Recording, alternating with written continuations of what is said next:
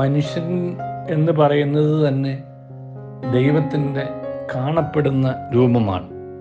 കാരണം മനുഷ്യനെ ദൈവം സൃഷ്ടിച്ചത് തൻ്റെ സ്വന്തം ഛായയിലാണ്, സാദൃശ്യത്തിലുമാണ്.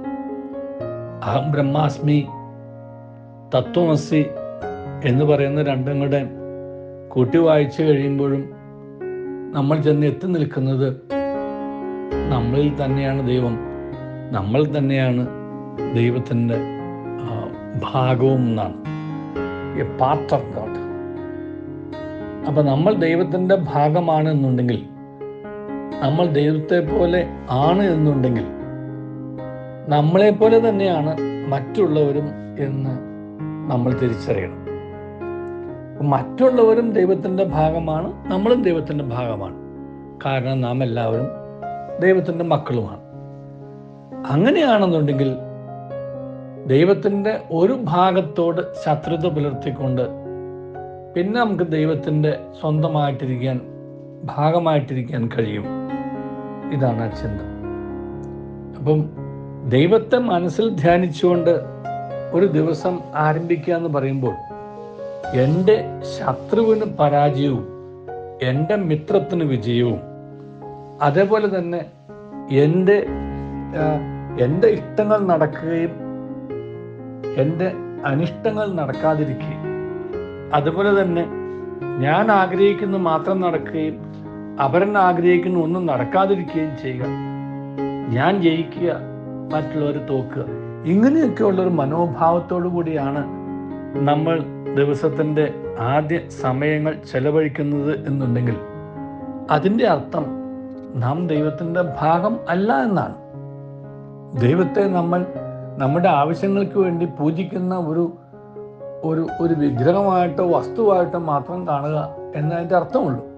നേരെ മറിച്ച് യഥാർത്ഥത്തിൽ ദൈവം ജീവിക്കുന്നവനാണെന്നും ആ ജീവിക്കുന്ന ദൈവത്തിൻ്റെ ഭാഗമാണ് നാം എന്നും നമുക്ക് മനസ്സിലാക്കാൻ സാധിച്ചാൽ, ആ ജീവിക്കുന്ന ദൈവത്തിൻ്റെ ദൈവം നമ്മളിലുള്ളതിൻ്റെ, നാം ദൈവത്തിലായിരിക്കുന്നതിൻ്റെ അടയാളങ്ങൾ നമ്മുടെ ജീവിതത്തിലൂടെ നമുക്ക് കാണിക്കാൻ കഴിയണം. അപ്പോൾ മാത്രമേ നമ്മൾ ദൈവിക മനുഷ്യനാവുകയുള്ളൂ.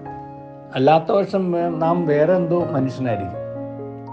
ഈ ഫ്രാൻസിസ് അസീസിയുടെ പ്രാർത്ഥനയുടെ 2ാം ഭാഗം, സമാധാനത്തിൻ്റെ ഉപകരണമാക്കണമേ എന്ന് പറഞ്ഞിട്ടുള്ളതിൻ്റെ അടുത്ത സ്റ്റാൻസ എന്ന് പറയുന്നത് വിദ്വേഷം ഉള്ളിടത്ത് സ്നേഹമെന്നാണ്.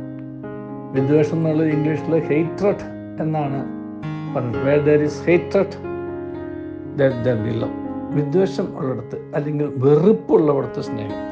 കാരണം ഈ വിദ്വേഷത്തെയും വെറുപ്പിനെയും അകറ്റാൻ സ്നേഹത്തിന് മാത്രമേ സാധിക്കൂ.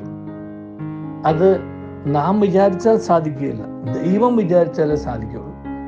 ദൈവം വിചാരിച്ചാൽ സാധിക്കുകയുള്ളൂ എന്ന് പറയുന്നതിൻ്റെ അർത്ഥം, ദൈവത്തിൻ്റെ അനുഗ്രഹം ഇല്ലാതെ നമുക്ക് ഒരിക്കലും ഒരു ശത്രുവിനെയും സ്നേഹിക്കാൻ സാധിക്കില്ല, ഒരു വെറുപ്പും അകറ്റാൻ സാധിക്കില്ല. അപ്പോൾ ദൈവം നമ്മെ എത്രയോ മുമ്പേ മറക്കേണ്ടതായിരുന്നു, വെറുക്കേണ്ടതുമായിരുന്നു. കാരണം നമ്മൾ അത്രമാത്രം ദൈവത്തിന് നിരക്കാത്ത ചിന്തകളിലോ വ്യാപാരങ്ങളിലോ പ്രവൃത്തികളിലോ ഒക്കെ ഏർപ്പെട്ടിട്ടുണ്ട്. അല്ലാത്ത മനുഷ്യർ ആരുമില്ല. അല്ലാത്ത മനുഷ്യരുണ്ടായിരുന്നെങ്കിൽ അവരോട് നിൽക്കില്ലായിരുന്നു. അവർ പണ്ടേ സായുജ്യത്തിൽ നിത്യശാന്തിയിൽ എത്തിയാൽ, ആ പെർഫെക്ഷൻ എത്തിയാൽ പിന്നെ ഈ ലോകത്ത് ജീവിക്കാൻ സാധിക്കില്ലല്ലോ.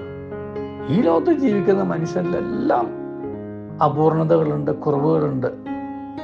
അപ്പം ഇതിൻ്റെ ഒന്നും പേരിൽ ദൈവം നമ്മെ വെറുക്കുന്നില്ല, അപ്പോഴും ദൈവം എന്നെ സ്നേഹിച്ചുകൊണ്ടിരിക്കുന്നു എന്ന് നമ്മൾ തിരിച്ചറിയണം, പരിപാലിച്ചുകൊണ്ടിരിക്കുന്നു എന്ന് തിരിച്ചറിയണം, ഇപ്പോഴും ദൈവത്തിൻ്റെ കയ്യിൽ തന്നെയാണ് എന്ന് നമ്മൾ തിരിച്ചറിയണം.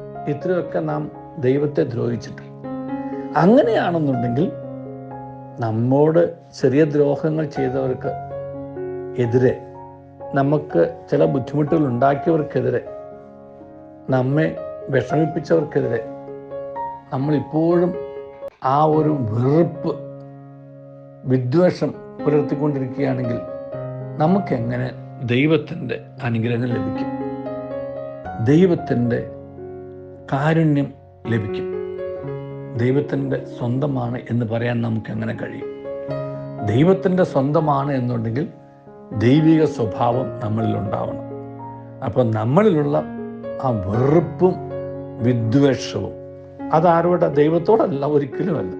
നമ്മെ ദ്രോഹിച്ചവരോടും നമ്മെ വിഷമിപ്പിച്ചവരോടും നമ്മുടെ ശത്രുക്കളാണെന്ന് നാം കരുതുന്നവരോടും, നമ്മളെ ശത്രുക്കളാണെന്ന് നാം കരുതാൻ തക്കവണ്ണം അവർ നമ്മോട് പ്രവർത്തിച്ചതിൻ്റെ പേരിലും ഒക്കെ ആയിരിക്കാം.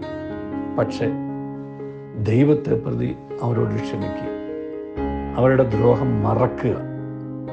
അപ്പോൾ ആ വെറുപ്പ് മനസ്സിൽ നിന്ന് മാറ്റിയാൽ, വിദ്വേഷം മനസ്സിൽ നിന്ന് മാറ്റിയാൽ, അവിടെ നമ്മുടെ ഹൃദയത്തിൽ ദൈവത്തിൻ്റെ സ്നേഹം നിറയും. ദൈവത്തിൻ്റെ സ്നേഹം നിറഞ്ഞാൽ മാത്രമേ മനുഷ്യനെ, ദ്രോഹിച്ചവരെ, വിഷമിപ്പിച്ചവരെ വെറുക്കാൻ തക്കവണ്ണം നമ്മെ ദ്രോഹിച്ചവരെ നമുക്ക് സ്നേഹിക്കാൻ സാധിക്കൂ.